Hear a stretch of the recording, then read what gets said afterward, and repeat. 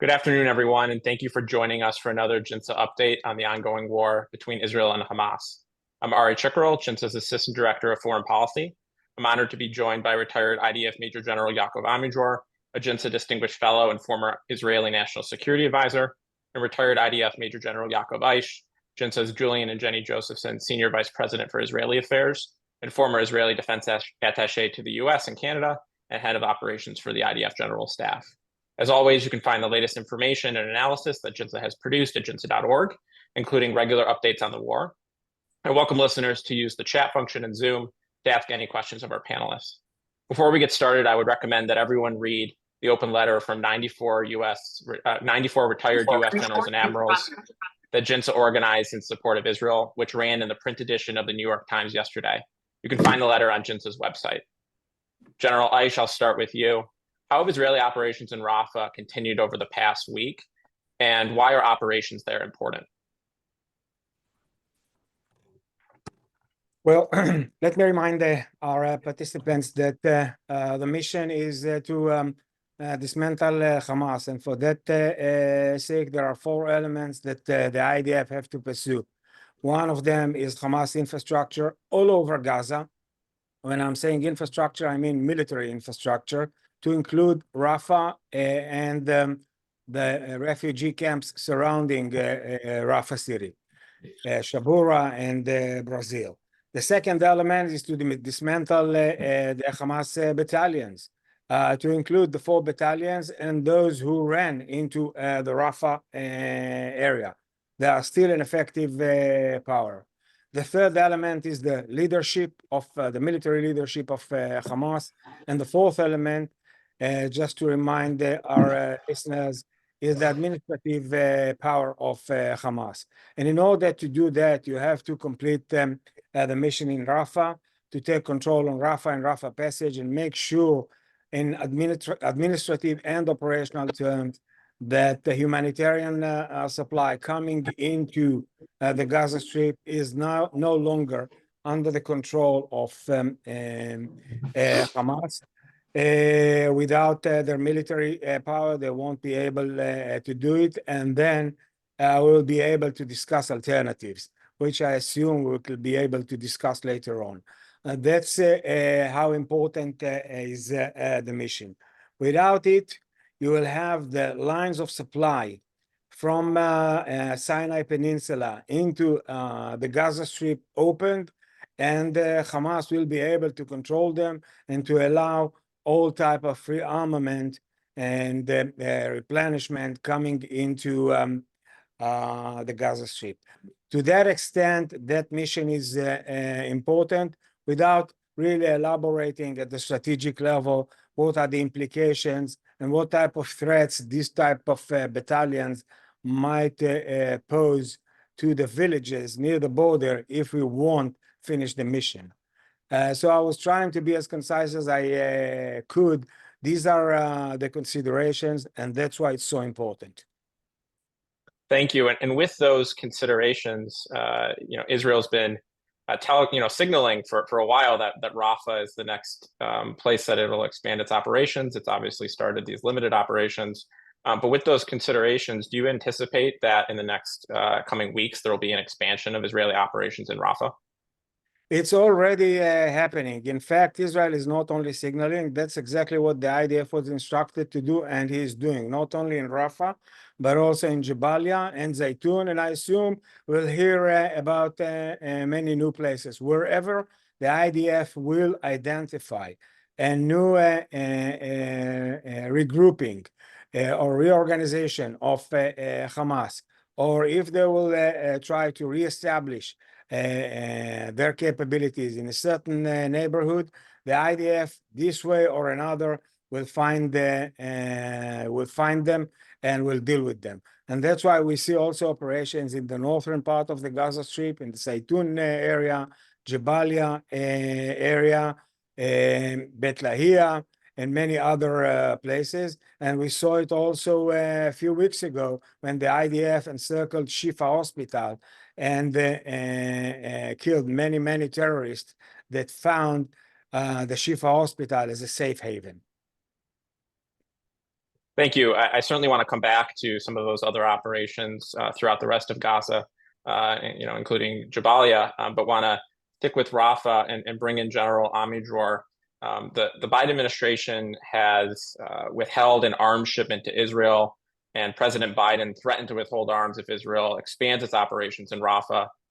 What arms has the U.S. withheld from Israel, and what impact does this have on Israeli operations or deterrence, either in Gaza or elsewhere? For the moment, there is no any implication. It will take time. That will continue. And as far as I know, even these shipments which have been held by the administration are slowly doing their way into Israel. But anyhow, stopping it is not having any implication on the immediate operation. It might have on the long-range planning of the IDF.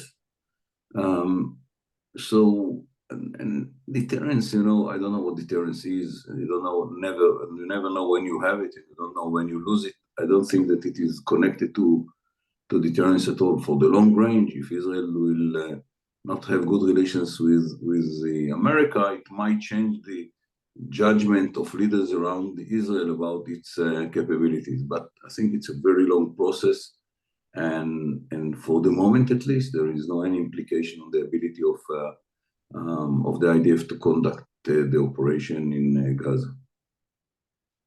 General Ayish, you certainly have experience dealing with U.S.-Israel arms transfers as the former defense attaché to the United States. Do you have any thoughts on the current arms freeze, as well as if there's any historical examples or lessons learned from those examples that we could draw upon? General Ayish, I believe you're muted. When General Amidror was our national security advisor, I was the defense attaché in Washington. And later on, we had a certain delay during Operation Protective Edge, which I can elaborate later on. I'm afraid there are a few other implications to this type of delay. What we have seen in the last 6 or 7 months is an amazing support by the U.S. administration and Congress to Israel, and specifically to the IDF. When it comes to munitions and all the supply chain and the logistic support, it was pretty amazing. I think it has its own impact, not only on Israel, but also on our neighborhood. Specifically, I would take in consideration Hezbollah and the Iranians. Once the administration decided to signal in his way by delaying this element or the other, I think in the strategic level, it has its own bad signal to the region and to the certainty that the IDF, that Israel can count on those shipments. And I think that this type of delays should be out of the consideration, or should be out of the game. It's not something that you can play with. It's too sensitive. And I'm afraid the fact that we are relying to a certain extent on those capabilities have to be backed and supported, and taking in consideration if the administration want to signal something. I would not consider using that. And the reason why I'm saying it, it's not the operation in Gaza. We are dealing at the moment with 6. There are those who are describing it in 7 fronts. It's Hamas, it's Hezbollah in the north, it's the militia from Iraq and from Syria, it's Judea and Samaria, it's Iran, and it's the Houthis from Yemen. And obviously our resources are stretched significantly. And at that time, to face this type of hiccups or delays to my opinion, it's a bad signal to the neighborhood, and it's a bad strategic signal to Israel. And those who came with this recommendation should reconsider it. Thank you, General Ayish. It seems like By the way, I think from what I see, and I'm not an expert like Ayish to all the details of the system, I think that many people in Washington begin to understand that it was a mistake, that the implications will not have any better or change in the Israeli plans in Rafah that's supposed to be influenced by the decision. And for the long run, yes, it was explained, and I think it's a bad signal to the area. Leave the question how it will change the capabilities of Israel. It probably not immediately from the long run. But what I can say is one lesson is clear for us. Israel invest huge money after the war to produce more munition, because we understand it is a weak point in our ability to make independent decisions. So there is one influence for sure, one implication for sure. Israel will provide itself, by itself, much more munition than in the past. So General Amidror, considering the recognition of Washington that this may have been a mistake, how can the United States either walk back or change this decision and move forward on a better track? I'm not giving the Americans advice. They know better than me how to use the American tools and the American system. What's important from our point of view is to have the capability to continue the war in Gaza.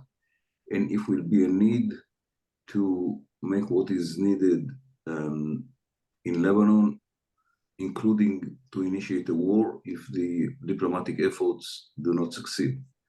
And for that, you need all the munition which is coming from America, and for the moment, we don't have any other alternative, which is why it is so important.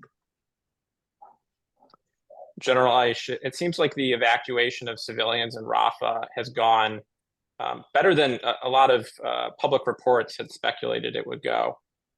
What is the civilian presence in Rafah currently, and how is the IDF handling the civilian population there, considering its already ongoing operations and plans to expand?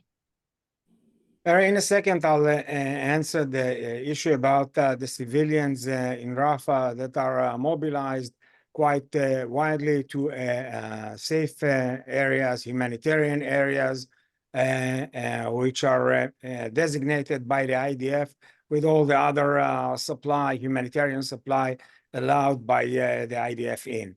I would like to go back and say a word about the issue of munitions and the delays. I've mentioned already that, we are facing 7 fronts. I didn't mention the fact that Israel have lost, since the beginning of the war, 710 soldiers, and add on it 800 plus Israelis that were killed. It's not that we have an alternative. We are choosing the last option, which is to fight to defend ourselves. And it's okay to argue about that, but I'm afraid if the Israeli government is instructing the IDF to use the last tool, which is a full-scale war against Hamas, eliminating and dismantling that organization as a threat to the Israeli villages in the south and to the Israeli cities, I think it should be left to Israel. And it's not only a matter of what will happen the day after in terms of the supply chain, stockpiles, etc. It's far more than that. It's the miscalculation that many others might have if they will consider the situation in the wrong way. And I'm talking about the Iranians and Hezbollah and the others, and the risk it can pose to the stability in the region, which was already shaken, if not broken. Going back to Rafah, yes, the mobilization is taking place.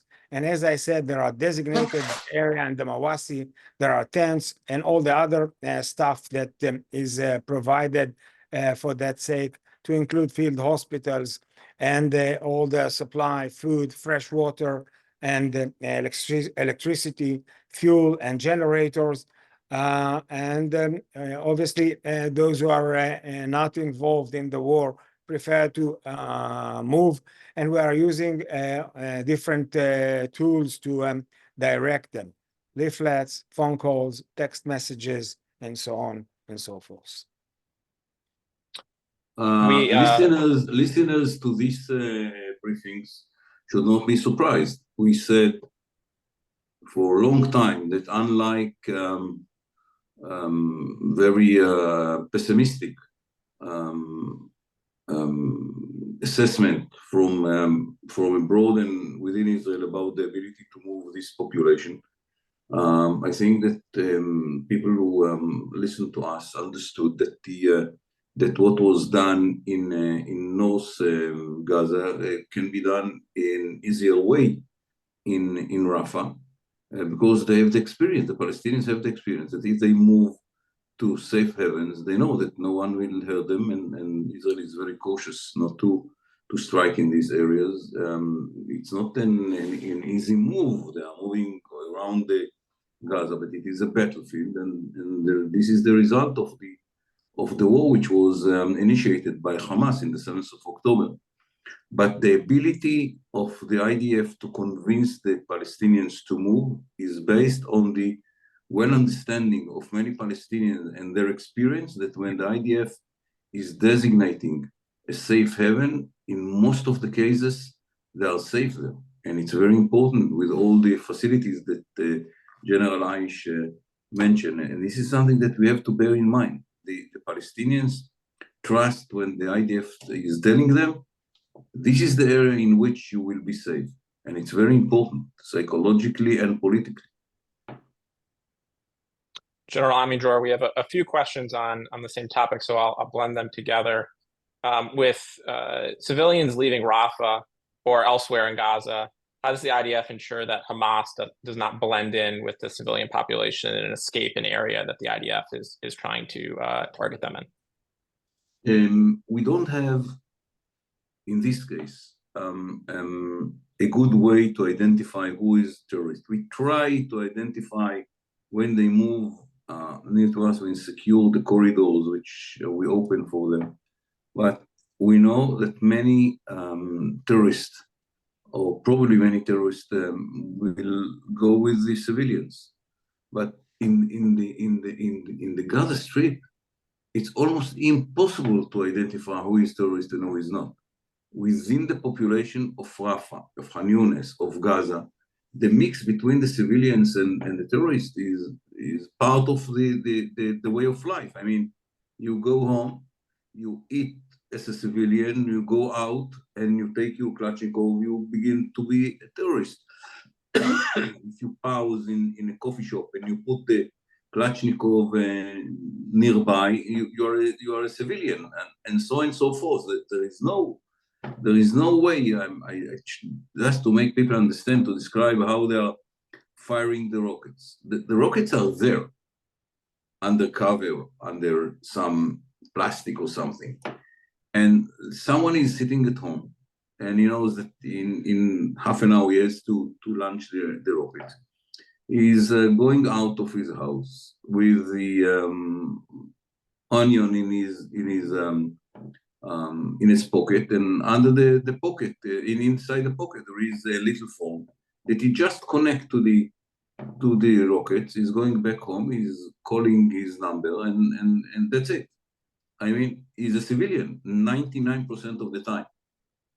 And a terrorist, for the 1 minute in which he's connecting the cell phone to the rockets, it's very problematic, leave alone the question they can go when many civilians are leaving the area.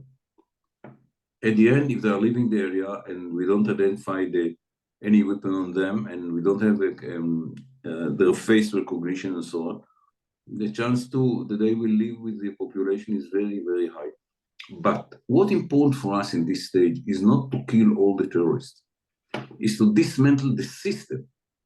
And by moving with the civilians, they cannot move the system with them. The whole structure of command and control, the factories in which they are building the rockets, and so on and so forth. This is something that they cannot be moved when they move with the population. Okay, so another 2,000 terrorists left Rafah. They will not fight us there. They will go to the safe haven, and I don't know, we will meet them maybe one day when they try to kill Israelis.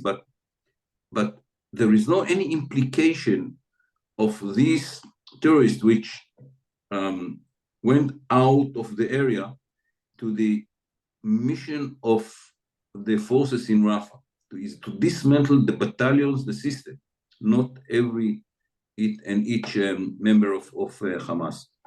So in a way, if you'll tell me that all the terrorists left Rafah, theoretically, and the IDF can go into Rafah and dismantle all the facilities and so on, it's a good result for 2 weeks. Then, in the next year, we will clean Gaza slowly, and we will kill many of them. But at the moment, the mission is to dismantle the system. And if they are leaving, they cannot build a system in the tents that they have in the safe havens. Yes, they might be regrouped later on, and this is our intelligence should identify it, and we will do what we did in what we are doing now in Jabalia and what we did in Zaytun 2 weeks ago, or in Shifa Hospital. But to understand the difference, the Shifa Hospital, it took us to encircle less than 30 minutes with the tanks, less than 18 minutes with the light infantry. And not one shot was shot on these forces when they moved from Israel into the Shifa Hospital. Why? There is no system. No intelligence to identify, no command and control system to send people into the area to block the Israelis, not exchange of information between headquarters and so on and so forth. Yes, at the end, in Shifa itself, we fought and we have some casualties, and we killed more than 200 terrorists and 500 had been captured. But the whole area was empty. We moved from Israel into the hospital in less than 30 minutes with the infantry and the tanks, and no one shot us even once during the whole maneuver from the border into the hospital. So this is the situation that we want to achieve, and if some of them are going out of Rafah, let it be. That will not stop us in Rafah and in the future when we will meet them and kill them. I think that serves as a good segue back to a point General Ayish you were making earlier about the operations in Jabalia. There was unfortunately a tragic friendly fire incident, or so-called friendly fire incident, where I believe 5 IDF soldiers were killed in operations in Jabalia. If you could speak more about what those operations in Jabalia look like, and is there a particular risk that is ongoing in the area that caused, unfortunately, this friendly fire incident to occur? Well, we are talking about not only a build-up area, not only fighting above ground, with all type of threats such as anti-tank capabilities, IEDs, snipers, etc., but also underground capabilities. And I'm talking about underground capabilities. I'm talking about hatches that can be used, and they are using them in order either to implant IEDs or to pop out of such a hatch, launch an RPG, and sneak back. So the complicated build-up area, together with the fact that the IDF is trying to discriminate as much as they can, without hitting sensitive sites if they are not used for terror and fighting activities. The IDF is trying to be as surgical and accurate as they can. Having said that, when you are in such an area, what have happened is that a tank from the 7th Armored Brigade identified a rifle popping out from a room in a building that he understood that no one from our forces should be there. And that's why he opened the fire. They are investigating it at the moment. It was lethal, and he killed 5 paratroopers from the paratroopers brigade. Obviously, it's a grave mistake. It should be avoided by having better close coordination between forces. But in the fog of war, unfortunately, this type of incidents can and could happen. And they will investigate it and debrief it and try to share the lessons as fast as they can with the other forces in order to avoid it in the future. But this is a genuine reflection to the complexity of this kind of war. And when you are adding on it the fact that you are talking about soldiers that are fighting already for 7 months, almost without a break, yes, it stretches their capabilities. General Ayish, we have 2 questions in that are along or about the same Wall Street Journal article from Jeff Susskind and Stuart Lockman. The article discussed Hamas's guerrilla warfare tactics and how those were changing over time. So I'll ask you, how has Hamas shifted its tactics, and what are the implications of the renewed fighting, considering those tactics, which, of course, you were just discussing? Well, at the beginning of the war, what we have seen is a well-organized organization with more than 24 battalions with intelligence capabilities, mainly intelligence in the front line, with indirect support that he can provide to its forces via mortars, rockets, etc. What they have today in most of the Gaza Strip is much less than that. Most of those battalions, as I've described, were eliminated and dismantled. Those who ran away into Rafah are going to be dealt by the operation in Rafah. Most of their indirect fire capabilities were eliminated as well. Most of their infrastructure, underground infrastructure, was eliminated. Still, they have some other options, and for that, what they did, they transformed into very small and lone squads that can, as I mentioned, pop up out of a tunnel or a building and use a stash of IDs that was hidden either in a hospital or in a different place, and use it. It could be an ID, it could be an anti-tank capability, it could be a sniper capability. They can move from one place to the other without their rifles, without their gears, and by date, they know that they are secure.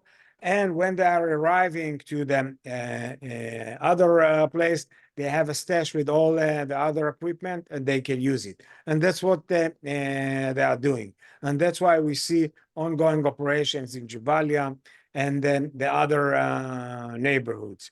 And basically, the transformation is something that the IDF is familiar with, not only from the area of Gaza, but also from Judea and Samaria.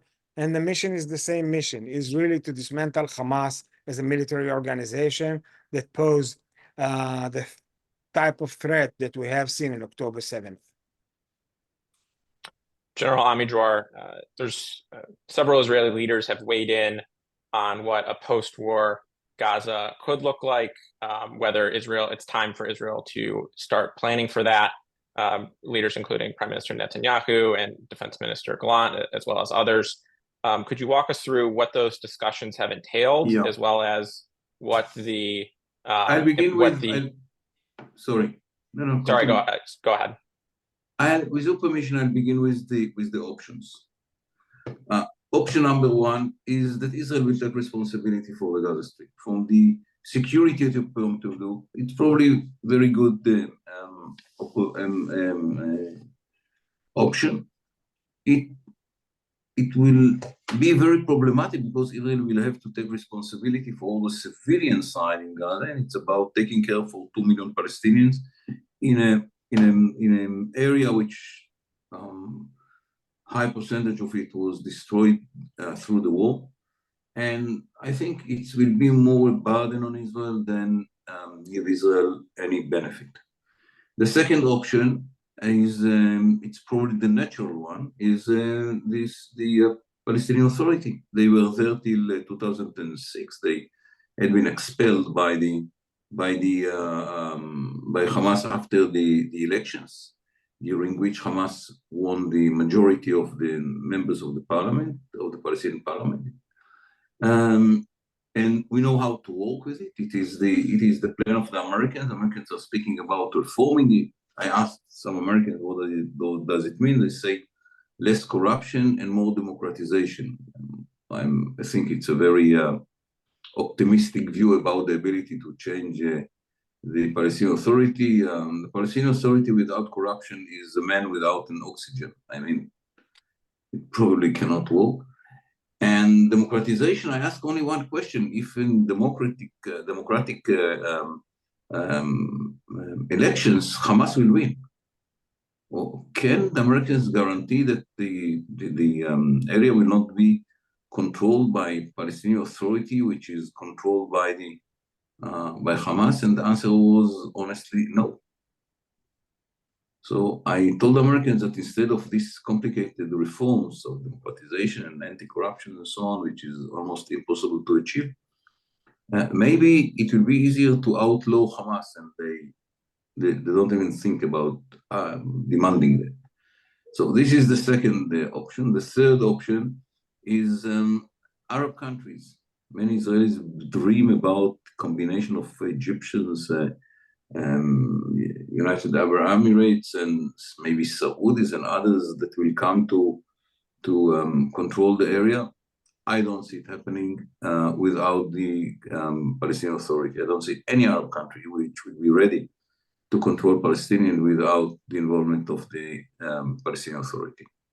The fourth option that we will hear dream about is a combination of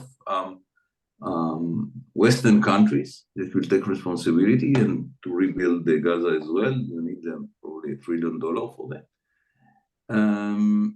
Again, I don't see any Western country ready to sacrifice its soldiers in Gaza or to finance the rebuilding of Gaza. The fifth option is local forces, merchants, rich people, I don't know, some kind of a leadership of the local Palestinians. We try to do something relating to that. It didn't succeed because they're afraid from Hamas. And there is another option. It's chaos. And this is it's an option that we will have to take into consideration, that we will see something like Black Hawk Down, Somalia. I mean, something that belongs to gangs, and Hamas will be one of the gangs, which we will try to kill as many as possible of its members, but it will be one of the gangs. I think that from the Israeli point of view, it's too early to decide. There are pros and cons for every option. Some of them are, from my point of view, are a very nice dream of Israelis, which cannot be materialized in the real Middle East or the real world when it is coming to democratic countries in the West. And anyhow, I think it's too early. It's not needed. The IDF should do what it should do without any connection to who will take the responsibility thereafter. And there is a negative side to such a decision, because from the minute that you decide who will be responsible for Gaza in the day after, is part of the decision making in Gaza. He will call you and say, hey guys, don't do that and please do that, because if I'm going to be responsible, it's my interest that you not do what you are doing or whatever.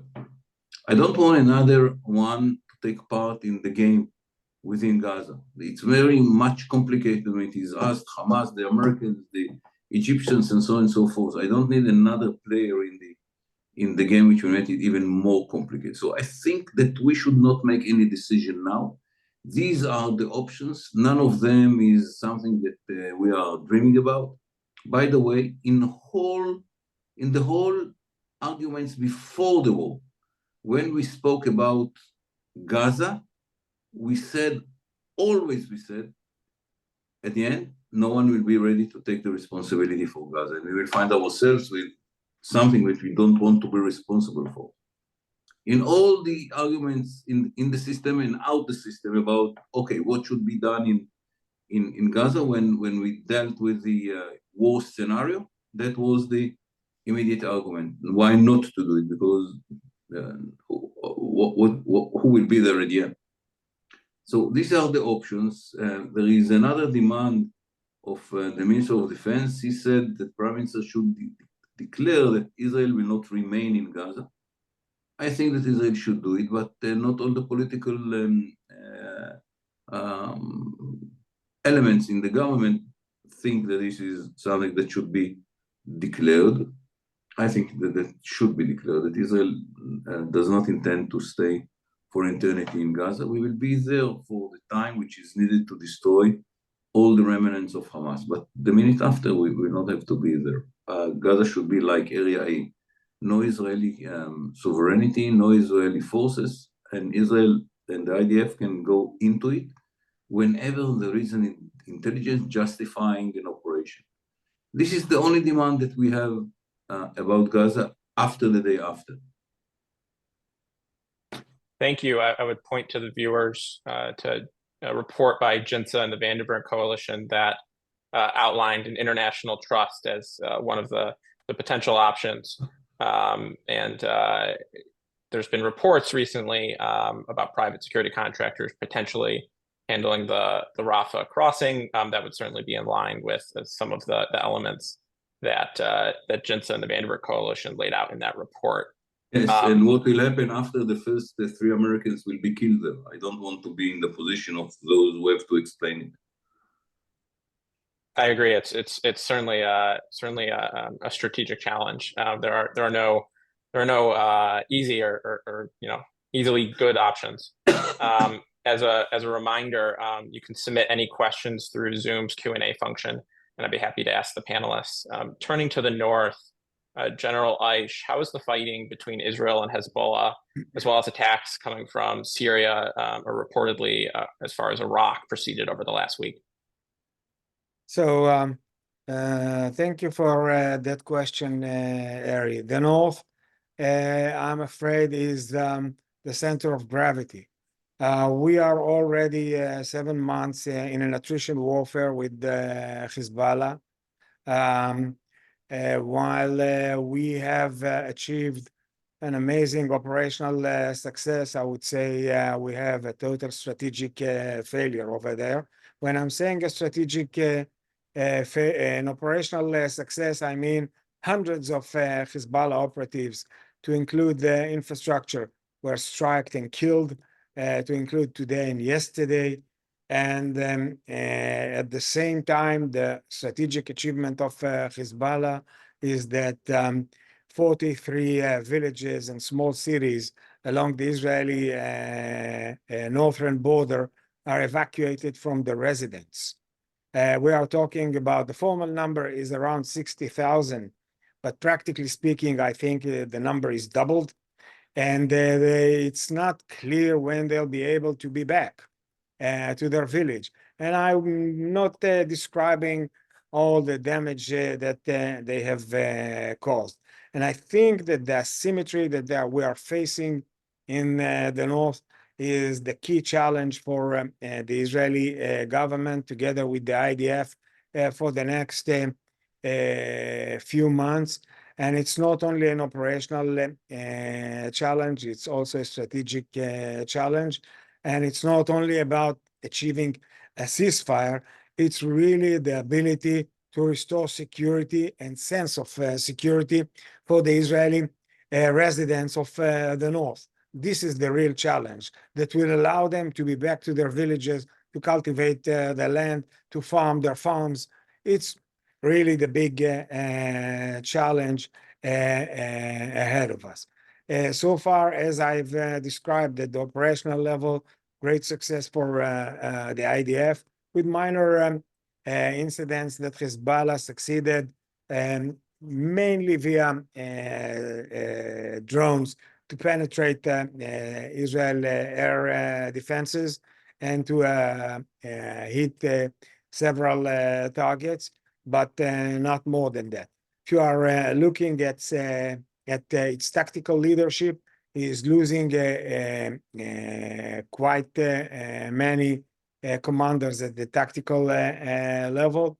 And what he is doing really is trying to use standoff capabilities, something like 9-10 kilometers from the border, to launch from there towards the small cities or the villages of Israel.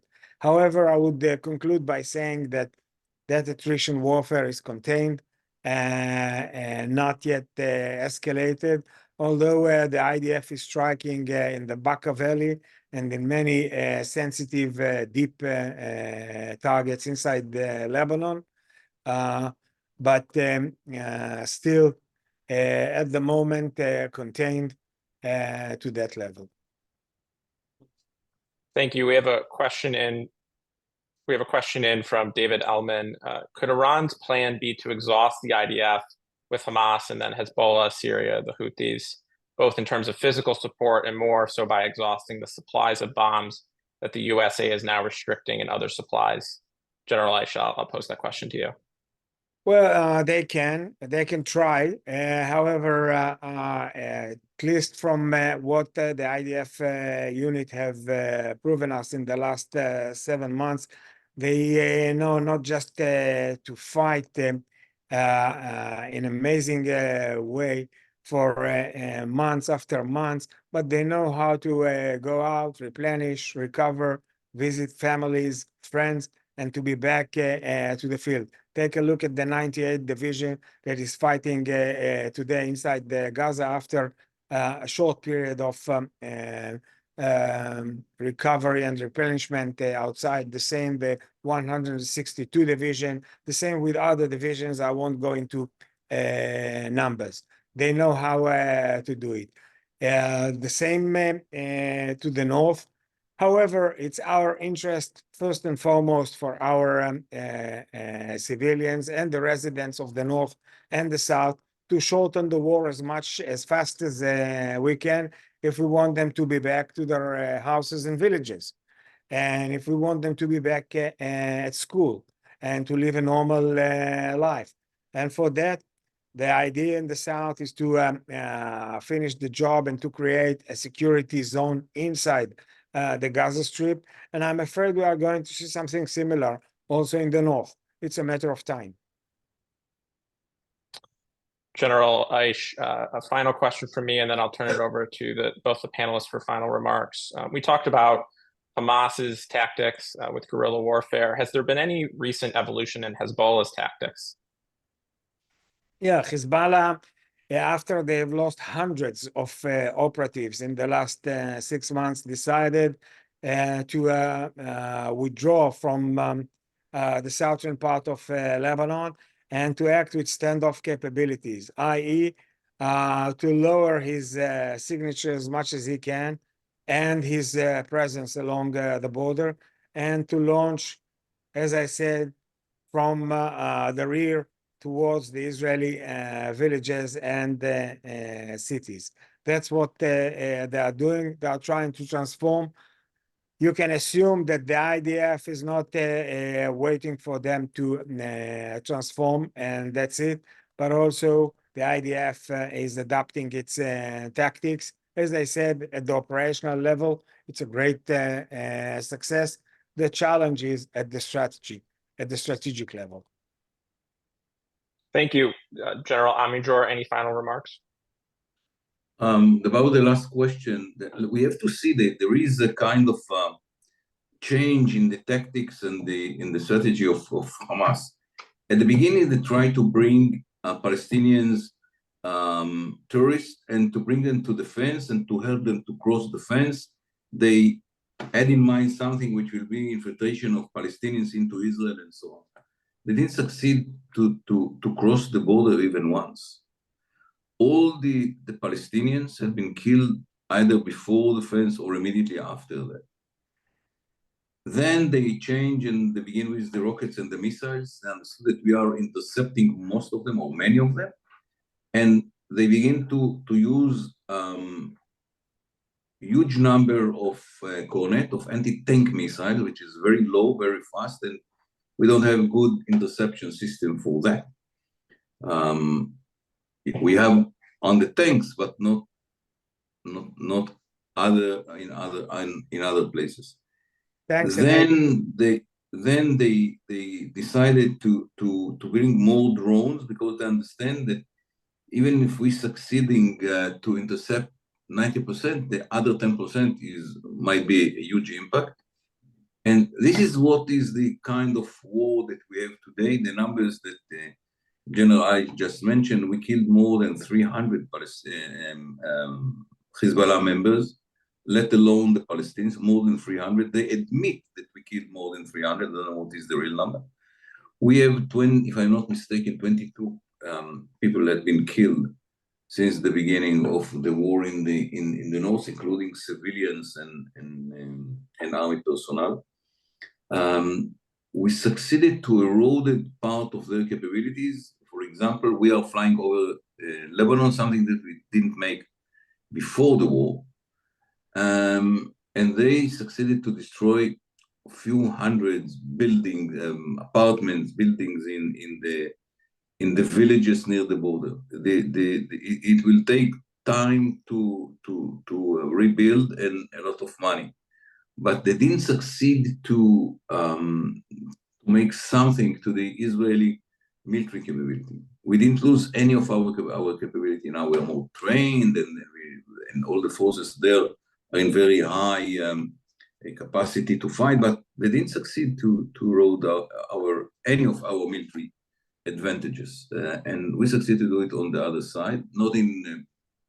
It's not something that will change dramatically the balance of power, but still some achievements which are showing the Hezbollah, what does it mean to fight Israel? They don't have an experience. They gain some experience in these skirmishes. So I think that because it is for the time being, I mean, for today, for tonight, it's not the interest of both sides to go to a big war. Each side will try to achieve what it can, but will not push it to the corner of the other side. A too big success might lead to escalation, and both sides are very cautious in their actions. The problem from the Israeli point of view, and that will be on the table within, I don't know, a few weeks, some months, the more we are going on in Gaza, it is more clear in the north that we don't have a good solution for the refugees that General Ayish mentioned within Israel. Yes, the numbers that I heard is about 80,000. But it doesn't matter. It's big enough in Israeli terms that it will be a huge burden and a pressure on the government. We have three options there. And with that, I'll end with your permission. One is a diplomatic agreement that Americans and French are working very hard to achieve. The second, I don't know who will monitor it, but it's another question. The Americans don't have an answer to this question.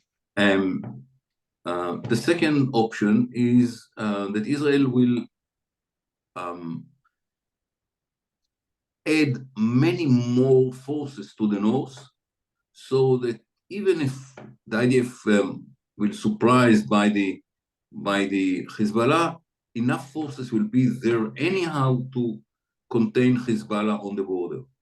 It's a very costly. Instead of having, I don't know, 3 battalions, we will have to have 3 brigades. I don't know, but it is something that we have to understand if it can be done. because the other alternative is the war. And for a war, Israel should go through some elements before such a decision will be taken, because we have to be sure that we are ready for such a war, which is very complicated and long one. It's another discussion to speak about the potential war and how it really looks in Lebanon. But it is something that before Israel is making such a decision, we have to be sure that it can be conducted in a good way, because that will be a very devastating war for us and for Lebanon. But no question, maybe it's the most important decision that the government is facing now. They are wasting all the time about the day after and the Palestinians, so blah. The most important and maybe the most problematic one that they are facing is, okay, what to do in Lebanon. It might lead to a war. Thank you. General Ayish, any final words? Well, I'll take it from where General Amidror have ended his important comments. I think the key factor in the region is Hezbollah. And the last word was not said yet. And when I'm saying the key factor, I've already mentioned the implication to the Israeli residents at the north. But when I'm thinking about the day after, the challenge really is Hezbollah. Because without going into full-scale war with Israel, they have succeeded to uproot thousands of Israelis out of their houses. And it's unacceptable. When I'm thinking about them in the last 7 months, it's unacceptable. And I'm afraid that due to that, the escalation or the full-scale war in the north is a matter of time. Maybe it won't happen in the next few months, but maybe next year. Either that threat have to be removed. And when I'm talking about that threat, I'm not just talking about the way it's used now to show solidarity to Hamas. We don't have the time to elaborate, but think to what extent and what type of impact it have now and in the future in the hands of Iran, which is practically speaking the one who control it. So I think this is the key factor, and in that sense, I'm totally aligned with the remarks of General Amidror. Thank you, Ari. Thank you to the audience, General Amidror and General Ayish, for joining us. I want to remind everyone of our upcoming base visit, since there are limited spots remaining. It's a 2-day trip to Naval Station Mayport and Naval Air Station in Jacksonville, Florida, on June 4th to 5th. We have a few spots remaining for this incredible experience, led by retired Vice Admiral Carol Pottinger, and retired Vice Admiral Mary Jackson. This trip offers a unique opportunity to explore the U.S. Navy's sea and air power. You'll have the chance to tour the USS Carney guided missile destroyer and P-8 Poseidon anti-submarine warfare aircraft, among other exciting activities. If you want to learn more, you can message our Director of Development, Jake Shapiro, at jshapiro@jinsa.org. Again, limited spots are available and registration closes next week. You can find all of JINSA's work on our website, jinsa.org. Please check your email inboxes for our next webinar and future publications. I hope everyone enjoys the rest of their day. Okay, thank you very much. Thank you. Thank you.